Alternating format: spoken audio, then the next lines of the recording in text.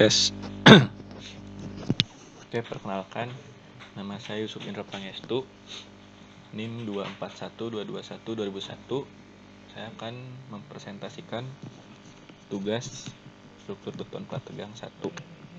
Di mana di sini ada soal diketahui struktur beton plat tegang pasca tarik dan seperti pada gambar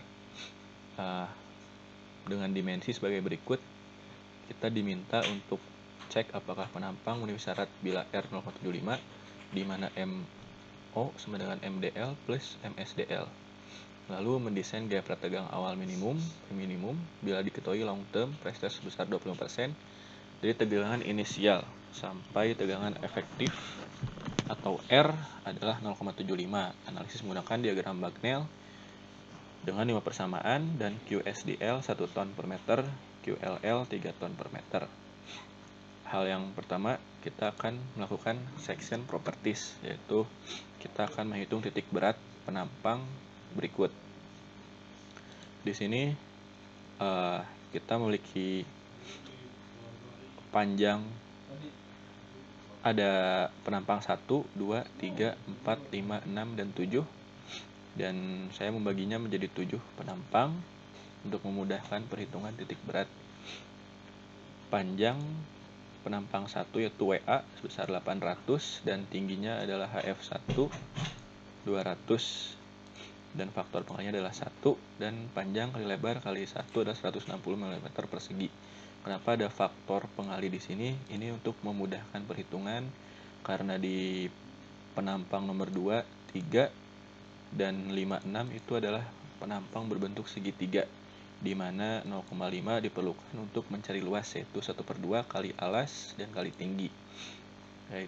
Oke, penampang kedua kita memiliki WA1 sebesar 300 mm dan tinggi HF2 120 mm, dan ini adalah setengah kali alas kali tinggi, setengah kali alas kali tinggi, didapatlah 18.000 mm persegi. Lakukan pada semua penampang, didapat total A total yaitu sebesar 683.500 mm persegi. Lalu untuk mencari sumbu X dan Y titik berat, kita bisa menghitung dari atas ke bawah atau dari bawah ke atas. Di sini ada YT. Oke, ini gambarnya salah sebenarnya. Saya mengambil dari Google. Oke, dari bawah ke atas. Dari bawah ke atas maksudnya adalah ini 1600 itu dari HF4 ditambah HF3 ditambah HW tambah HF2 tambah HF1 per 2, karena ini tengah-tengahnya ya, jadi bagi 2. Lalu ini 1420 pun sama, tapi ini ada segitiganya, yaitu tengah-tengah sini, yaitu HF4 tambah HF3 tambah HW tambah HW-nya 880 ditambah ini HF2 karena ini segitiga, kita dikalikan 2/3 bagi 3 karena untuk tinggi. Lalu setelah kita hitung dari bawah ke atas dan didapat, setelah dapat ini hasilnya dalam milimeter, kita menghitung statis momennya yaitu A dikali Y. A itu adalah luas penampang 1 dikali Y1, dan ini juga adalah Y2 dikalikan dengan A2, Y3 dikalikan dengan A3 hasilnya ini, Y4 kalikan dengan A4 hasilnya ini, lalu dan seterusnya, dan didapatkan jumlah totalnya itu sebesar berikut dalam milimeter pangkat 3. Dan untuk mengetahui YT-nya yaitu dengan cara membagikan sigma statis momen, sigma A dikali Y dibagi dengan A total, yaitu sebesar 855,64. Untuk memastikan bahwa hitungan ini benar, kita harus menjumlahkannya dengan perhitungan kita dari atas ke bawah. Saya mendapatkan 844,36 dan 855,4 dari bawah ke atas. Ini dari atas ke bawah. Jika dijumlahkan, YT plus YB sama dengan 1700 dan harus sama hasilnya dengan Y total, yaitu HF4 tambah HF3 tambah HW tambah HF2 ditambah HF1. Dan hasilnya sama 1700, berarti perhitungan ini adalah benar. Lalu untuk sumbu X kita melakukannya dari kiri ke kanan. Untuk X1 penampang 1, kita lihat pada gambar, WA adalah 800 dibagi 2 yaitu 400. Lalu X2 adalah penampang yang kedua. Penampang kedua WA1 adalah 300.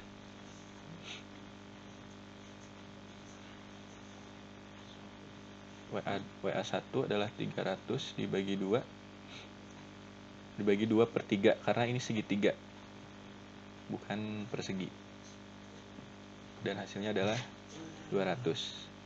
Lalu lakukan ke semua penampang. Ini adalah luas penampang 1, 2, 3, 4, 5, 6, 7. Hal yang sama, X dikalikan dengan A dalam milimeter persegi, dalam milimeter pangkat 3. Lalu kita jumlahkan, dan untuk mendapatkan X barnya adalah pembagian dari sigma X kali A dibagi dengan A total, didapat 406,44 mm. Dan XB adalah W total, yaitu 800 dikurangi dengan 406,44. Selanjutnya kita akan mencari momen inersia. Momen inersia sama, kita bagi menjadi 7 penampang karena emang ada 7 penampang. X1 itu berbentuk persegi dengan menggunakan rumus 1/12 dikalikan B kali H pangkat 3. Sedangkan untuk X2 itu berbentuk sebagai segitiga, maka rumusnya 1/36 dikali B kali H pangkat 3. Untuk segitiga itu ada pada IX2, IX3, IX5, dan IX6. Lain dari itu adalah persegi panjang. Lalu ini adalah penampang, luas penampang tiap masing-masing penampang. Dan ini adalah Y1 dikurangi YB kuadrat, yaitu ini dikurangi dengan YB kuadrat. Lalu untuk mendapatkan nomor inersia adalah penjumlahan antara ini dijumlahkan dengan perkalian antara A dan Y1 min YB kuadrat. Selanjutnya kita akan jumlahkan untuk mengetahui momen inersia total, yaitu sebesar berikut ini dalam milimeter pangkat 4. Selanjutnya menghitung nilai modulus penampang dan nilai alfa. Di sini untuk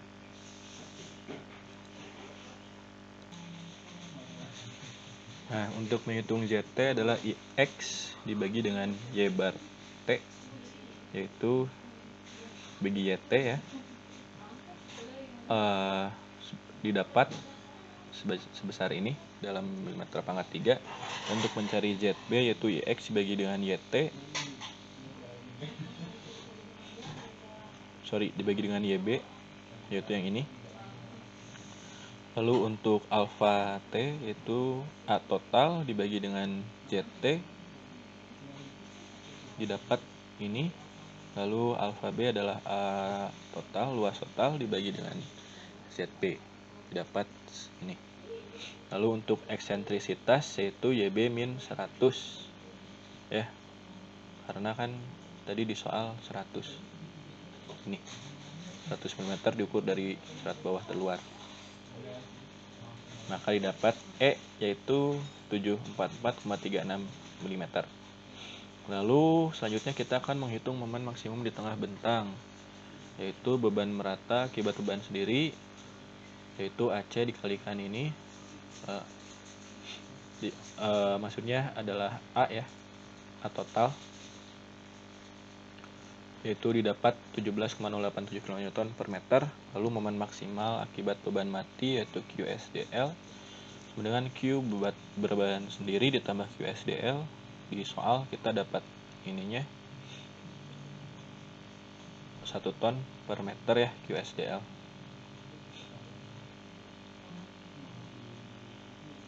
Lalu kita jumlahkan QBS tambah dengan QSDL kalikan 10, jadi 27,087 kN per meter. Lalu MO yaitu sama dengan MDL 1/8 dikalikan dengan QDL kali L kuadrat.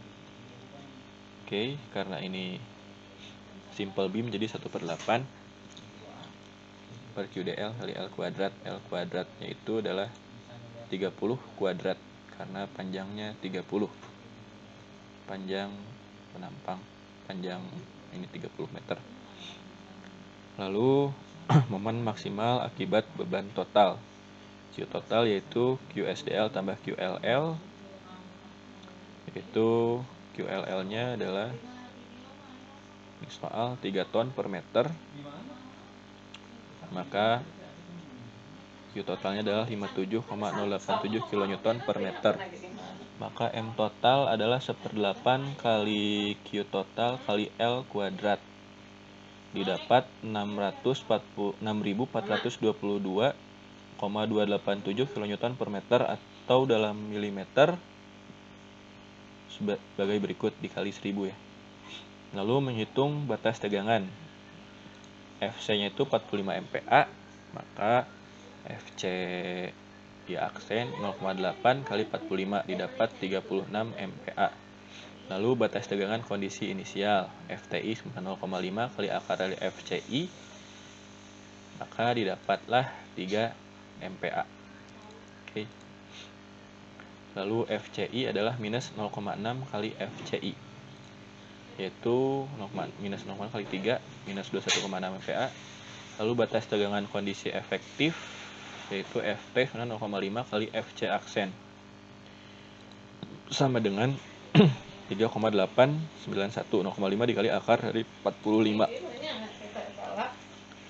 Lalu untuk ini yaitu minus 0 FC only minus 0,45 kali FC aksen yaitu minus 20,25 MPa. Dan FC total yaitu minus 0,6 kali FC aksen minus 27 MPa hasilnya. Lalu setelah didapatkan, kita akan masuk ke soal yang nomor A, melakukan pengecekan penampang. ZB minimum yaitu adalah M total dikurangi R MO dibagi FT per RFCI. R-nya adalah 0,75, ada di soal ya.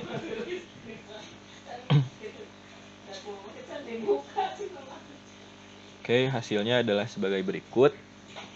Karena nilai ZB itu lebih besar dari ZB minimum, maka penampang memenuhi syarat. Maka untuk soal nomor A, yaitu apakah penampang memenuhi syarat bila R 0,75, maka jawabannya adalah memenuhi syarat.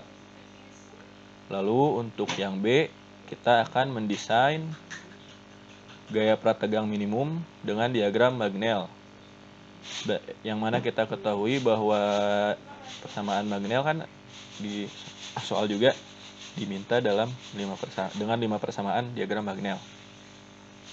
Oke, untuk persamaan 1 yaitu sebagai berikut, dengan persamaan 2 sebagai berikut, persamaan 3 sebagai berikut, persamaan 4 1 per PI ambil hasil dari R itu yang tadi 0,75 dari soal kali alfa T kali E dan dikurangi 1 per AFCD tambah AT kali MO. Di sini kita masukkan dulu data-data yang telah kita dapat tadi, yaitu alfa T sebesar sebagai berikut, lalu A total itu sebesar ini, FCI, FTI, M total, MO, dan sebagainya. Lalu kita menghitung persamaan 1 berdasarkan rumus ini, persamaan 2 juga sama, persamaan 3, 4, dan 5. Lalu selanjutnya dari tabel ini kita akan membuat diagram Bagnell. Dan ini adalah diagram Bagnellnya.